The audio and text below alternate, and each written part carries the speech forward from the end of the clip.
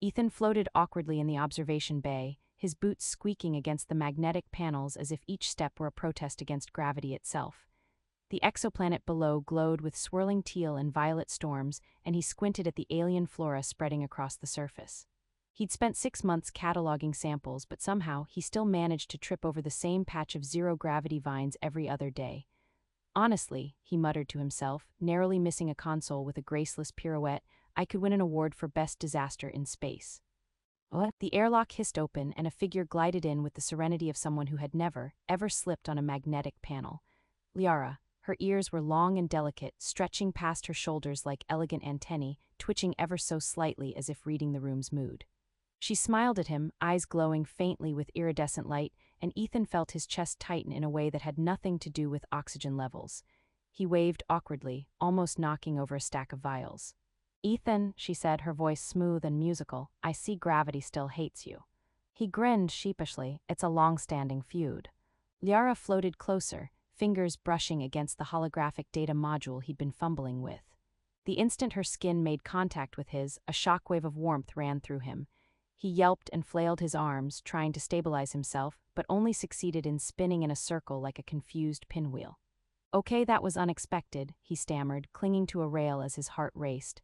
Liara tilted her head, her ears flicking in amusement. You humans are so dramatic, it's just a touch.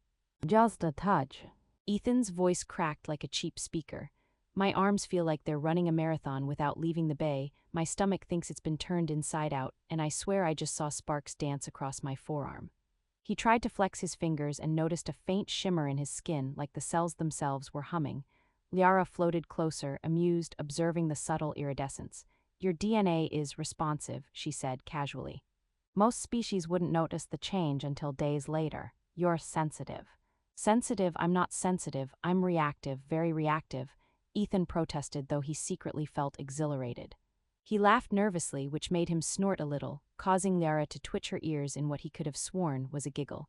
He spent the next few hours trying to act normal while cataloging samples. Every time he touched an instrument, his enhanced reflexes made him overcorrect, sending test tubes clattering into zero-gravity trajectories. Liara floated nearby, occasionally adjusting his aim with a gentle tap that always made him leap backward. He caught himself midair, narrowly avoiding crashing into the observation window, and muttered, I swear the station has a personal vendetta against me. Liara's laughter was soft but melodic, echoing through the bay. You humans are amusing. Evolution should consider adding grace to your species as a default trait. Ethan grimaced, trying to bow in mock formality, which ended with him spinning halfway into a cargo container. I'll note that for the Human Evolution Committee, he said, untangling himself, cheeks burning. As the hours passed, Ethan realized that his senses were sharpening. He could hear the faint hum of the station's core, detect microvibrations in the air, and even perceive subtle energy fluctuations around Liara. At one point, he leaned too close while examining her ear, trying not to stare, and whispered, You really are different. Liara's ears twitched at his words. Different, I like that, but you're extraordinary. What? Ethan froze, unsure whether to laugh, blush, or crawl into a corner. Extraordinary or alarmingly mutated, he asked. Both, she said with a smirk, drifting closer until her hand grazed his again. This time the warmth surged through him with even more intensity, making him stumble backward into a floating storage crate. Okay, that's enough for one day, he yelped, gripping the crate like it was a lifeline. Liara floated back, laughing softly. You exaggerate, it's not painful, just unusual for your species. He wiped his forehead dramatically. Unusual, my entire biology is screaming abnormal. I can't even make coffee without short-circuiting the machine. Liara's smile widened, her eyes glinting with amusement. Perhaps coffee isn't the best test for accelerated evolution. Ethan rolled his eyes but couldn't stop a grin. You're enjoying this too much, aren't you? Perhaps, she admitted, floating closer, her ears brushing lightly against his shoulder. But you're fascinating. Every reaction, every stumble, it's entertaining. What? By the time the observation bay's artificial sun dimmed to simulate night, Ethan felt an odd mix of exhilaration and exhaustion. His DNA was changing, his reflexes were heightened, and his thoughts occasionally jumped ahead of reality, predicting movements that hadn't even happened yet. And yet he felt a warmth in the chaos, a sense of connection that went beyond curiosity. Liara's hand brushed his again as she prepared to leave, teasing, try not to explode the lab before tomorrow. What? I'll try, Ethan replied, floating to a console to steady himself. though no promises if I sneeze. Liara's laughter echoed in the chamber as she glided toward the airlock. Ethan watched her go, ears twitching with every motion, and felt a strange anticipation. Tomorrow, he realized, might bring more changes, more chaos, and undoubtedly more sparks. For now, though, he allowed himself a quiet, unsteady laugh, marveling at the thought that one accidental touch had already turned his life upside down, inside out, and somewhere between terrifying and hilarious. Ethan woke with a start, tangled in the zero-gravity hammock that served as his bed, and immediately realized two things. First, his hair had inexplicably turned a shade of neon green that pulsed faintly with his heartbeat. Second, the coffee machine in the corner of the room was already sputtering sparks as if anticipating disaster. "Great," he muttered, flailing his arms and nearly knocking the hammock into the wall. "I've officially gone from human to radioactive plant." He clambered to the coffee machine, which hissed and coughed like a disgruntled cat, and pressed the start button anyway. A tiny bolt of electricity shot from the machine, zapping him across the fingertips. "Ow, okay, maybe I should skip caffeine for now." He held up his glowing hands, which twitched involuntarily, sending tiny arcs of light dancing across the room. "Or maybe I'm just evolving into some kind of caffeinated superhero. Yeah, that sounds more heroic." The airlock slid open, and Liara floated in with the same serene elegance she always seemed to carry, ears flicking in amusement as she observed him. "I see the transformation is proceeding," she said, voice smooth, tinged with amusement. "You've adapted rather quickly." Ethan waved his glowing hands frantically. "Adapted? Liara, I look like I could power a small city. And my coffee just tried to electrocute me. This is adaptation." "You'll get used to it," she replied, floating closer. "Or you'll at least stop trying to destroy the station every morning. That's an improvement." Ethan blinked. "Improvement, I think that's subjective. And also, your presence isn't exactly helping my stability."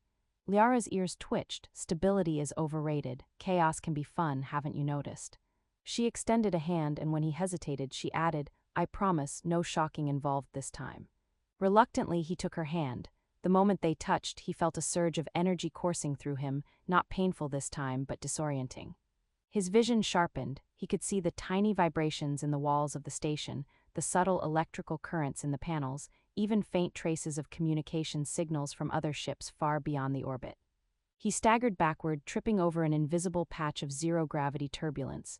"Okay, I can see everything," he said, voice tinged with awe and panic. "I can see the tiny lives of space dust particles." "Why can I see space dust particles?" Liara laughed, a sound that rippled gently through the cabin. "Your senses are evolving. You're not just observing anymore, you're participating. It's subtle but profound." Ethan rubbed his temples. "Participating? I'm not ready to host the consciousness of dust particles. I barely have time to brush my teeth without summoning sparks from the toothbrush." "Your reactions are amusing," Liara said. "But you're learning faster than I anticipated. That's impressive for a human." For the next several hours, Ethan tried to maintain some semblance of normalcy, which proved impossible. Every simple action became a spectacle. Picking up a pen sent it spinning into orbit around him, pressing buttons caused minor gravitational waves, and laughing at his own predicament made him levitate slightly, nearly bumping into the ceiling. Liara floated alongside him, adjusting his trajectory with subtle touches, ears twitching in amusement, and offering sarcastic commentary on his chaotic charm. At one point, he tried to eat breakfast, a synthetic protein bar, only to have it dissolve midair as his enhanced senses detected the molecular vibrations in the food. "Well, I suppose I'll just have to taste breakfast later," he muttered, staring mournfully at the remnants of his lunch. Liara hovered nearby, watching him struggle. "You're amusingly inefficient," she said, "and yet you're adapting." Ethan groaned. "Adaptation is overrated when it involves floating cereal and spontaneous glowing. Honestly, I miss tripping over vines. At least they were predictable." "You'll learn to control it," she said, tilting her head, ears flicking. "With time. And with patience, and maybe with less coffee." By mid-morning, Ethan began noticing subtler changes. His reflexes were absurdly precise. He caught floating objects mid-spin without thinking. His vision could anticipate micro-movements, and he started picking up faint telepathic signals from Liara, usually consisting of her inner commentary on his antics. "She thinks I'm ridiculous," he muttered to himself, then grinned. "And she's right, I am." Later, as they floated through the lab together, Liara explained the process behind her species, touch. "Our physical contact accelerates evolution in receptive organisms," she said. "You're not harmed, your DNA is merely exploring potentialities that would take centuries to manifest naturally. some would panic. You react spectacularly. Ethan raised an eyebrow. Spectacularly? If spectacularly means hair that glows, hands that spark, and the occasional near-death experience, then yes, spectacularly. What? You exaggerate, she said, teasing, but the light in her eyes betrayed amusement. Although it's entertaining to watch humans adapt, so many restrained emotions usually, you wear yours on your sleeves or in your sparks, apparently. What? As the day continued, Ethan's understanding of his transformations grew. He could sense minor changes in the station's structure, detect minute energy flows, and even anticipate the movement of nearby objects. Yet every achievement came with comic consequences. A misjudged step sent him ricocheting across the lab, he telepathically transmitted a joke about Liara to an empty console, and his hair pulsed pink in response to embarrassment. Liara floated near, hovering effortlessly as her ears twitched in delight. You humans are amusing creatures. Even when evolution gives you abilities beyond your comprehension, you find ways to stumble.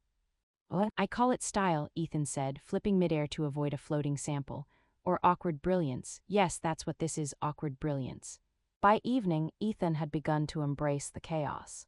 He laughed at the absurdity of it all, realizing that the transformation was not just physical, but also mental, his perception expanding, his mind racing faster than his body could follow, yet somehow keeping pace with the alien energy flowing through him. Liara's presence, always teasing, always calm, became a stabilizing anchor. He floated beside her, the two of them moving in tandem through the lab, joking about everything from his glowing hair to her perfectly coordinated zero-gravity maneuvers. When the artificial night cycle dimmed the station, Ethan felt a strange contentment amidst the absurdity.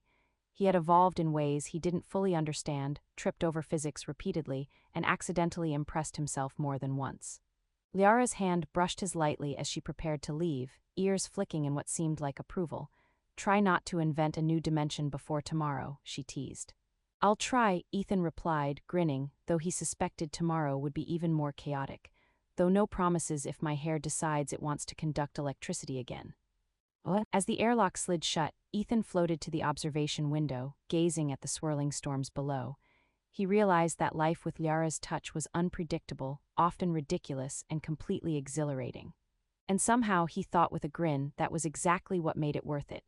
Ethan woke to the gentle hum of the station's core vibrating beneath him, and for the first time, he didn't flail as he rose from his hammock. His hair was now a shifting spectrum of colors, pulsing in tune with his heartbeat, but somehow he felt balanced. The strange energy that had once made him jitter and spark felt like an extension of himself, integrated, almost playful. He floated to the observation deck where the exoplanet below churned in storms of teal and violet and grinned. Morning, universe, let's see what chaos you've cooked up today. What? Liara was already there, hovering effortlessly, her long ears twitching in amusement. I see you've stopped screaming at gravity, she said, voice light. Progress. Progress. Ethan stretched his limbs and sent tiny arcs of electricity skipping across the floor, careful not to fry the station's sensors. I call it style, subtle, sparkling style. Liara's eyes glimmered, indeed. Your evolution is entertaining. She floated closer, brushing a hand against his arm. The moment they touched, he felt a surge of energy, not disorienting this time, but invigorating. He could sense the station's every movement, the tiniest fluctuations in energy, even the distant signals of ships on the edge of the system. And he understood them, not just as data, but as part of a living, interconnected network. Whoa, he muttered, watching a minor spatial distortion ripple across the observation window. I can predict microevents now, like I can see them coming before they happen. What? You're learning to anticipate, Liara said, ears flicking in delight, not controlling, just coexisting with the changes. You've evolved beyond simple reactions, Ethan. You're aware in ways few humans ever are. What? He laughed, floating backward and catching a loose tool midair.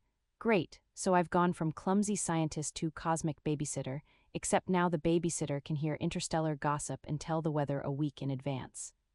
What? Liara twitched her ears in amusement. You exaggerate, mostly. As the hours passed, Ethan realized his transformations had stabilized. His body responded with extraordinary precision.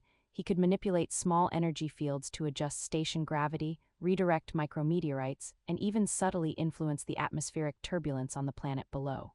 The humor in it all came naturally. While he could theoretically float through walls or spark a mini lightning storm, he instead used his abilities to create harmless pranks for his colleagues, levitating their lunch trays, changing the colors of control panels, or transmitting cheeky thoughts telepathically. The station was alive with tiny chaos, and Ethan loved it. Liara watched him with calm amusement, occasionally teasing, "Do try not to recalibrate the quantum field just to make a joke." "What?" "I'll try," he said, mimicking seriousness, then grinned as he made a floating cup of synth coffee twirl like a miniature planet around him. No promises, though.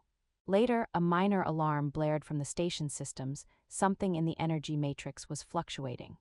Ethan floated to the control panel, observing the readings with calm fascination.